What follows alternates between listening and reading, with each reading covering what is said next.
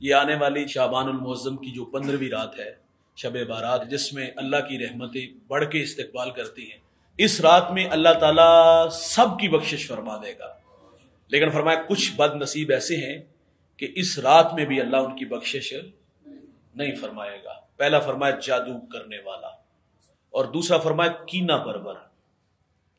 اللہ کینہ پرور کی بھی بخشش، اللہ اس رات کس شخص کو معاف کرے گا جس کا دل کینے سے پاک ہوگا۔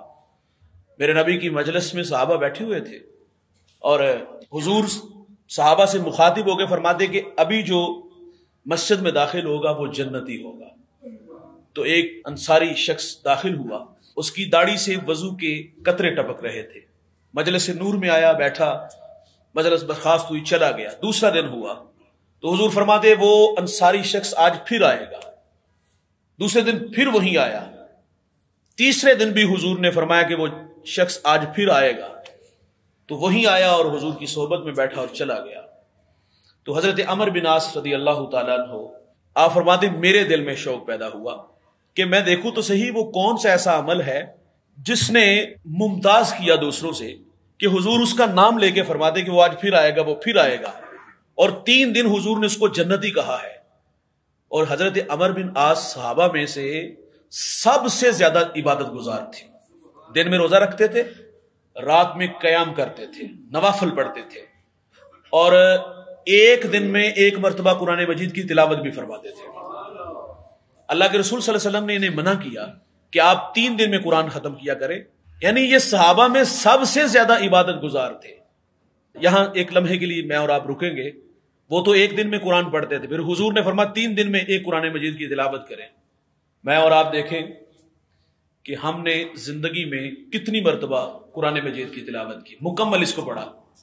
تو ابھی ہم بتا سکتے ہیں کہ بچپن میں پڑھا تھا، اور بچپن میں پڑھ کے ہم نے اس کو غلاف میں لپیٹ کر کے طاق میں رکھ دیا تھا، اور دوبارہ اگر کبھی ہمارا اس کتاب سے رابطہ ہوا تو بڑے ہوئے، کمانے کے قابل ہوئے، گھر فیکٹری کارخانہ بنا، تو بطور برکت کے لیے وہاں ہم نے قرآن خوانی مسجد مدرسے سے بچوں کو لا کر کے پڑھا لیتے، وہاں بھی خود نہیں پڑھ سکے، تو ہم نے بچپن میں ہی پڑھا، بعد میں پڑھا ہی نہیں۔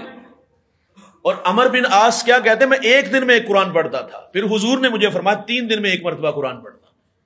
یہ شب زندہ دار تھے، صحابہ میں سب سے زیادہ عبادت گزار تھے، لیکن جب حضور نے اس انصاری شخص کا تذکرہ کیا تو عمل ڈھونڈنے کے لیے ان کے گھر آئے، کہا میرے والد سے کچھ اختلاف ہوا ہے تو آپ کے ساتھ کچھ دن گزارنا چاہتا ہوں، مجھے اجازت دے دے۔ آپ نے اجازت دے دی۔ آپ فرماتے میں 3 دن ان کے پاس ٹھہرا، کیا دیکھا کہ یہ عشاء کی نماز پڑھتے ہیں اور نماز پڑھ کے فوراً سو جاتے ہیں، اور یہ انتظار میں رہے کہ میں دیکھوں تو صحیح کہ یہ الگ سے کون سا ایسا عمل کرتے ہیں، لیکن میں نے کیا دیکھا، عشاء پڑھ کے سوئے اور فجر کے وقت بیدار ہوئے، معمول کی نمازیں، الگ سے کوئی ایسا عمل میں نے نہیں دیکھا۔ ہاں جب وہ کروٹ بدلتے تو وہ سونے رب کا نام لیتے۔ کہتے 3 دن جب میں ان کے پاس رہا اور میں نے الگ سے کوئی ایسا عمل نہ دیکھا جس کی وجہ سے حضور نے ان کو جنتی کہا۔ کہتے پھر میں نے اپنے آنے کا مقصد بیان کر دیا کہ میں 3 دن حضور سے آپ کے بارے میں سنا ہے کہ جنتی، آنے والا جنتی، آنے والا جنتی، اور میں نے 3 دن میں معمول کی نمازیں تو دیکھی ہیں لیکن الگ سے کوئی ایسا عمل نہیں دیکھا۔ تو کہا آپ کے سامنے ہی ہے۔ تو آپ فرماتے میں اجازت لے کے گھر سے باہر نکلنے لگا، دروازے تک پہنچا تو انہوں نے آواز دی ذرا رکو۔ کہتے میں رک گیا، مجھے پاس بلایا اور بلا کے کہتے ایک بات ہے۔ کہا کیا؟ وہ کہتے میرے دل میں اپنے کسی مومن بھائی کے لیے حسد نہیں ہے، کینہ نہیں ہے۔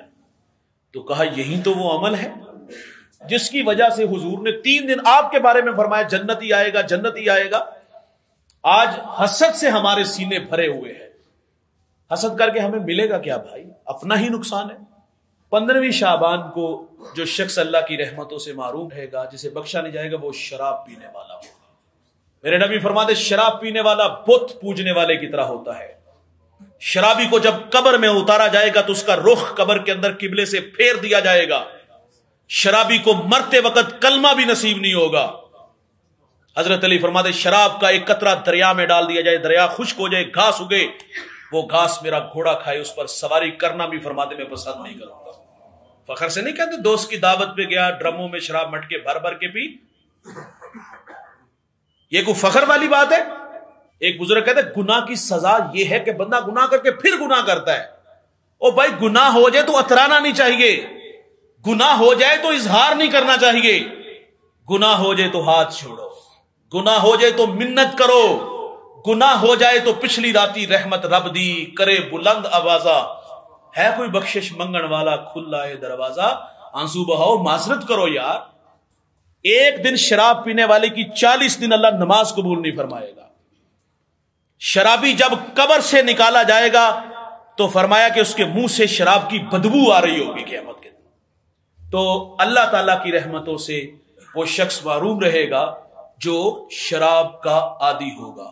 فرمایا اس رات کو وہ شخص بھی اللہ کی رحمتوں سے محروم ہوگا جو والدین کا نافرمان ہوگا۔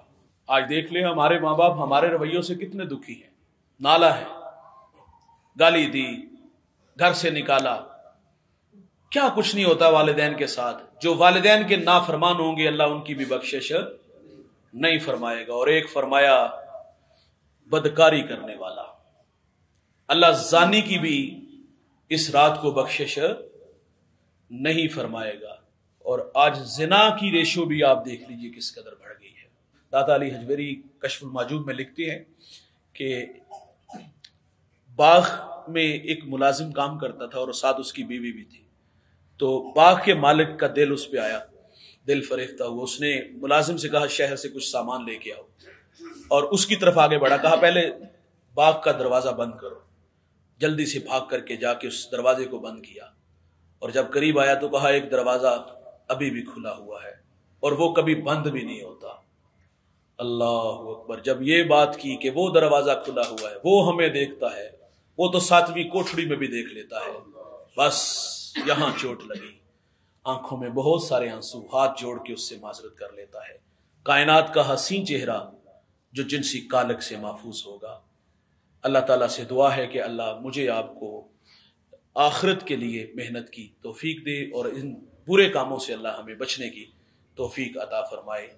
آنے والے دنوں میں 15ویں شعبان کی رات جس میں اللہ تعالیٰ گناہ گاروں کی بخشش فرمائے گا، اور جو بد نصیب اس رات بھی اللہ کی رحمتوں سے محروم رہیں گے، وہ جادوگر ہے، وہ کینہ پرور ہے، وہ زانی ہے، وہ والدین کا نافرمان ہے۔ تو آئیے میں اور آپ اللہ سے توفیق عمل مانگیں، عمل کی راہوں پہ خود کو تھکا دیں۔